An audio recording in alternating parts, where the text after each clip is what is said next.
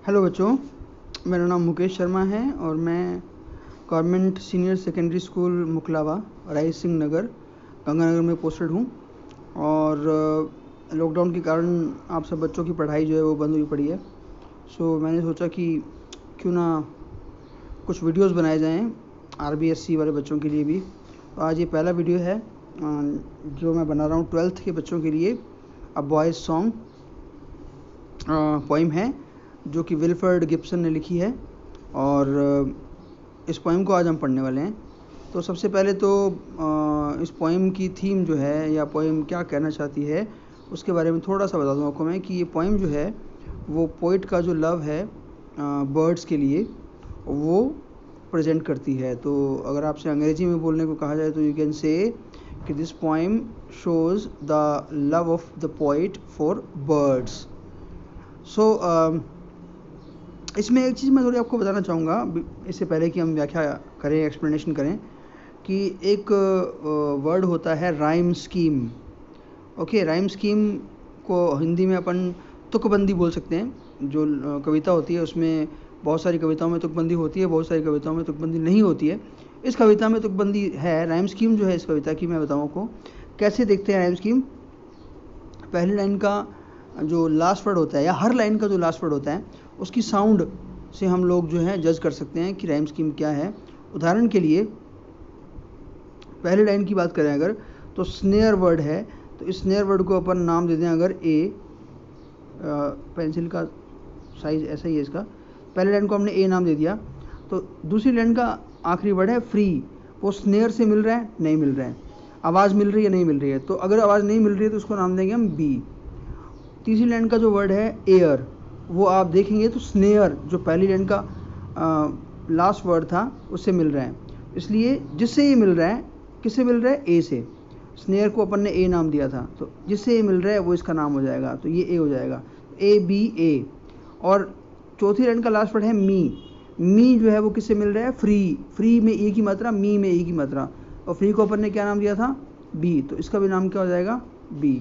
तो A B ये rhyme scheme. आगे देखें अगर, तो स्लो में ओ की मात्रा है, हाइट नहीं मिल रहा। गो में ओ की मात्रा है, डिलाइट हाइट से मिल रहा है। तो चूंकि ये ऊपर वालों से नहीं मिल रहा है तो इसलिए इसको अपन नया नाम देंगे सी। इसको भी डी क्योंकि नहीं मिल रहा है ये। गो स्लो से मिल रहा है तो इसको भी क्या नाम देंगे, सी। डिलाइट हाइट से मिल रहा है, हाइट का नाम डी है तो डिलाइट का नाम भी क्या हो जाएगा, डी हो जाएगा। इसी तरह से इसको भी आप जज कर सकते हो। इसको अपन ई नाम देंगे, इसको एफ नाम देंगे, इसको भी ई नाम देंगे। क्यों? क्योंकि डे और वे मिल रहा है तो ई और ई मिल रहे हैं। सिंग्स और विंग्स मिल रहा है, ये इससे मिल रहा है तो इसलिए इसको एफ नाम देंगे। तो इस पोएम की राइम स्कीम जो है वो क्या होगी, A B C D E F. तो ये आप थोड़ा ध्यान रखना। हालांकि 12th में तो आपसे नहीं पूछी जाएगी, लेकिन हो सकता है भविष्य में आप इंग्लिश लिटरेचर लो, क्योंकि स्कूलों में कोई पढ़ाता नहीं है इसको। तो हम पोएम पढ़ना शुरू करते हैं।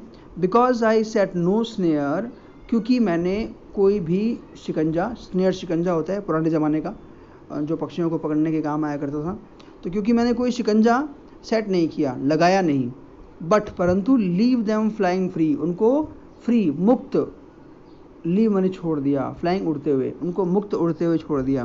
पोइट कह रहा है कि मैंने कोई शिकंजा पक्षियों को पकड़ने वाला कभी लगाया नहीं और मैंने उनको मुक्त हवा में उड़ने को छोड़ दिया। All the birds of the air, तो ऑल सारे, द बर्ड्स पक्षी ऑफ द एयर हवा में उड़ने वाले, बिलोंग टू मी, हिंदी करें तो मुझसे संबंधित हैं। तो लेकिन हिंदी करने से यहाँ पे काम नहीं चलेगा। मतलब ये इसका कि तो सारे पक्षी जो हैं वो एक तरह से मेरे ही हैं, मेरे रिलेटिव मान लो, है ना। तो क्योंकि मैंने इनको पकड़ा नहीं इसलिए सारे पक्षी मेरे हैं या मेरा उनसे संबंध है। फ्रॉम द ब्लू टिट जो है वो एक छोटी सी चिड़िया टाइप पक्षी होता है। ऑन द स्लो जो है वो एक तरह के फ्लावर्स जो हैं उनके लिए यूज़ किया जाता है जो झाड़ी पे उगते हैं। तो फ्रॉम द ब्लू टिट, वो जो ब्लू टिट पक्षी है जो झाड़ियों पे बैठता है फूलों की, टू द ईगल, बाज तक, छोटी से छोटी चिड़िया से लेकर बड़े से बड़े बाज तक। ऑन द हाइट, जो कि आकाश में ऊंचा उड़ता है, हाइट बने ऊंचा। अनकेज्ड का मतलब जो पिंजरे में ना हो, मतलब फ्री हो जो। दे कम एंड गो, वो आते हैं और जाते हैं। फॉर माई डिलाइट, मेरे आनंद के लिए। किसके लिए?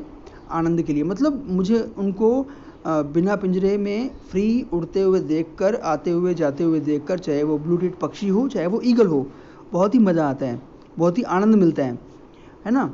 एंड सो द सनवर्ड वे, और इसलिए सो मैंने इसलिए, सनवर्ड मैंने सूर्य की तरफ, वे रास्ता, इसलिए मैं सूर्य की तरफ जाने वाले रास्ते को आई सोर उड़ता हूँ, ऑन ईगल्स विंग्स, ईगल के पंखों के सहारे, बाज के पंखों के सहारे।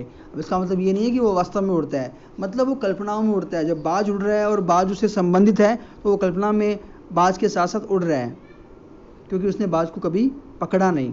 एंड इन माई हार्ट, और मेरे हृदय में, ऑल डे पूरा दिन, द ब्लू टिट सिंग्स, वो छोटा जो चिड़िया जैसा पक्षी है ब्लू टिट, जो नीले कलर का होता है, सिंग्स वो गाती है। पूरा दिन मेरे हृदय में वो छोटा पक्षी जो है चिड़िया जैसा वो गाता है या गाती है। सो ये बहुत ही छोटी सी पोएम है 12 लाइन्स की, और इस छोटी सी पोएम में अगर आप देखेंगे तो आपको पता लगेगा कि पोइट का जो लव है वो पक्षियों के प्रति बताया गया है ना।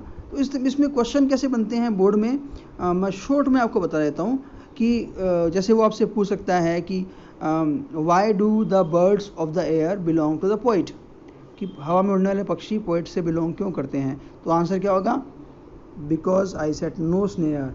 तो आई की जगह अपन पोइट कर देंगे कि because the poet set no snare for the birds, क्योंकि पक्षियों के लिए उसने कोई भी स्नेयर नहीं सेट किया। फिर वो आपसे पूछ सकता है कि पक्षियों के नाम कौन कौन से, 2 पक्षी कौन कौन से बताए गए हैं, तो आप बोल सकते हो भैया 2 पक्षी कौन कौन से हैं, ब्लू टिट और ईगल। वैसे आपसे वो ये भी पूछ सकता है कि कितने पक्षी बताए गए हैं, तो आप बोलोगे भैया 2 पक्षी बताए गए हैं। ओके, तो ये जो है वो आपसे पूछ सकता है। वो आपसे ये पूछ सकता है कि कवि को पक्षियों को उड़ते हुए देखकर क्या फील होता है, what does the poet feel when he sees the bird flying, तो आप बोल सकते हो कि ही फील्स डिलाइट या ही फील्स हैप्पी, है ना, डिलाइट या ही फील्स हैप्पी, तो ये आप बोल सकते हो। तो ये कुछ क्वेश्चन भी बन सकते हैं और कुछ मैंने आपको एक्सप्लेनेशन भी बताई। तो आई होप, मैं आशा करता हूँ कि आपको ये पोएम समझ भी आई होगी और आपको इससे फ़ायदा भी होगा। Thank you so very much. अगली पोएम के साथ या अगले चैप्टर के साथ हम जल्दी ही मिलेंगे, तब तक के लिए अभी रात हो रही है तो गुड नाइट।